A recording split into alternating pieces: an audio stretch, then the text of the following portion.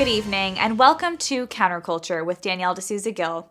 The culture's gone crazy, media's gone mad, and reason has become repugnant. Here we focus on facts and how to fight back. Tonight, we'll be discussing the change in the space of journalism. We'll discuss Fox News' recent decision to part ways with Tucker Carlson, as well as the wild success of his new Twitter show. We'll also speak with Isabel Vincent, an author and journalist at the New York Post. On April 24th, it was announced that Fox News had fired its most popular host, Tucker Carlson. This came as a shock to conservative news audiences who, like Carlson himself, didn't know about the termination until mere hours before his show was set to air. Word from Fox News itself comprised a simple and opaque statement that the two had merely parted ways. The very next day, Fox leaked to Rolling Stone that the network was keeping a, quote, secret file on Carlson as a means of coercing him into silence. By the following week, however, that story was proven false. Instead of using the file as a threat, Fox News began leaking Carlson's private texts to their ostensible ideological polar opposite, the New York Times. The text itself, like so much of what shocks the left, is completely benign, and far from painting Tucker as a supposed extremist, it actually reveals he is a man capable of questioning himself and calling himself to a higher moral standard. The text has been widely discussed already, but in case you missed it, here it is in its entirety. Quote, "A couple of weeks ago, I was watching video of people fighting on the street in Washington.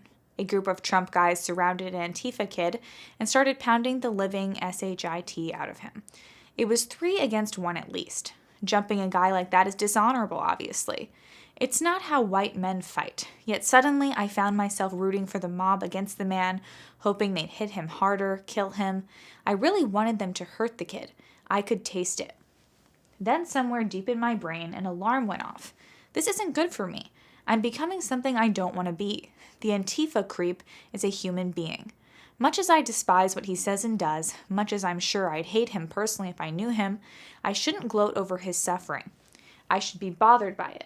I should remember that somewhere, somebody probably loves this kid and would be crushed if he was killed.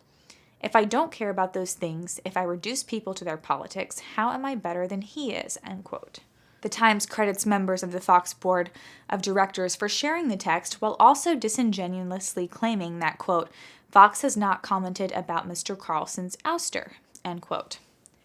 And now the official narrative is that Carlson is some kind of white supremacist, which shocks absolutely no one, as the media has been claiming for the better part of half a century that everyone to the left of Stalin is racist, no matter what color they are.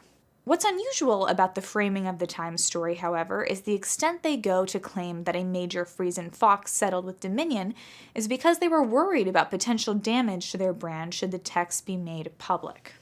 You see, it wasn't Fox News itself that discovered the text. It was revealed to Dominion through the process of investigation and discovery as a part of their lawsuit against Fox. Once the existence of the text was made known to the board became concerned that the text would take on a life of its own. According to the Times, quote, "That disclosure set up the possibility that there could be a continuing investigation into what was behind Mr. Carlson's messages at the time, as a trial, and as he was serving as its top host in prime time," end quote. It's reasonable to assume, like Glenn Greenwald, that these leaks are part of a scorched earth campaign by the corporate heads at Fox to try to ruin Carlson's future as a commentator. Yet you can't dismiss the fact that this comes as Fox shareholders have launched a suit against the company for the most ill-conceived business move since Bud Light put a drag queen on their beer cans. It's far more likely that the nearsighted members of Fox's board believed they could save their flagging reputations by relying on a smear campaign of blackmail and tortuous interference against Carlson. The fact that this comes to the New York Times by way of the Fox board of directors, who in turn got it from the very company suing them, Dominion, demonstrates the level of sleaze behind the scenes. It also reveals the truth about this whole situation, which is that behind the scenes, a lot of media entities are actually good friends. They have to be. Otherwise, it would be impossible to coordinate their messaging in order to manipulate half of America to support communists and the other half to support the enablers of the communists. Tucker Carlson wasn't just a cash cow for Fox News. He wasn't just their most popular host. He was the most popular host in all of cable news media. What's more is that his audience was largely comprised of the key younger viewer demographic that most shows struggle to reach.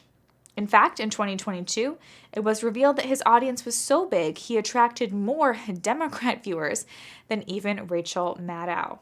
In the days since his departure, those younger viewers abandoned Fox News in droves, while rival network Newsmax has seen a spike in primetime viewers. Notably, shows that followed his in primetime also experienced massive losses in viewership. Sean Hannity's show couldn't even crack the top 20 in the post-Tucker era. A single 2-minute video statement released on Tucker's Twitter account 2 days after his termination has garnered more than 80 million views. That's over 6 times more than the 12.4 million who tuned into the Grammy Awards. He also launched his first show on Twitter, which has gotten millions more views than his show did on Fox. With this in mind, Fox's choice to part ways with the cable news host's biggest cash cow paints an all too familiar picture. The American business world is full of executives who are too willing to destroy their brand in order to make unpopular and unnecessary appeals to identity politics. And despite the fact that the corporate graveyard is now littered with increasing numbers of examples of go woke, go broke failures, these companies refuse to course correct. By now, the evidence is more than circumstantial. Carlson was known for his dangerous truths. He covered a broad range of topics that enraged the establishment, from our proxy war with Russians and Ukrainians, to January 6th, to big pharma lies about the vaccine, to government oppression of conservatives, and the trans agenda for children, to name a few. When you see the establishment in government and business opposing this with a transparently suicidal rage, you can only conclude that these identities, for some reason, have a vested interest in suppressing these topics. This means there is a common thread between outlets like Fox News and the New York Times, along with Wall Street. When Fox News was originally founded in 1996, it was a ratings hit as the first right-of-center news outlet in a market long deprived of conservative viewpoints. As this open conclusion between its board and outlets like the Rolling Stone and the New York Times makes clear, the existence of left-wing and right-wing media is no more than a front.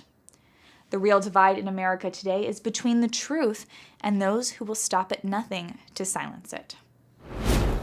I am delighted to welcome our guest today, Isabel Vincent. She is the author of Overture of Hope and is a journalist at the New York Post. Isabel, thank you for joining us. Thank you. It's a real pleasure. It's an honor. Oh, well, I thought before we dive into your book and other things going on, we could talk a little bit about kind of how you first became interested in writing. How did you become a journalist, but also become interested in a lot of these other topics? So maybe you can kind of walk us back a bit before you became the author you are today. So I'm going to walk you back a long way. I became a journalist probably when I was 18 years old, and at the University of Toronto, I joined the local college newspaper, and then I became editor-in-chief of the bigger campus newspaper, the Varsity, which was really a full-time job.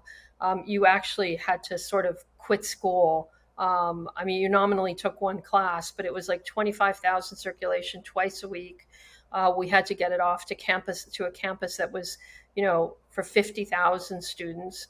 I learned every aspect of a newspaper, from writing the story to, at one point we typeset the stories as well, to editing, to making sure the paper was done on time and then delivered to 3 campuses the next day. So that's how I got started in journalism. After that, I became an intern for the Globe and Mail, which is Canada's equivalent of the New York Times. It's the national paper. And then from there, I was their youngest foreign correspondent in Latin America. I was sent to Brazil, and I covered not only Latin America, but I also covered Portuguese Africa.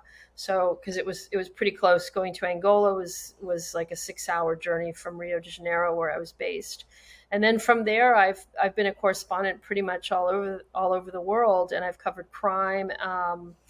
I've done a bunch of books, as you mentioned, but the hardest thing I think I've done is work in New York City for the New York Post, because it's so relentless and the competition is so fierce. Like, you're competing against everybody, and you have to be completely original in the investigative work that you do. So I've actually found that to be a lot harder than being a war reporter in Africa, for instance.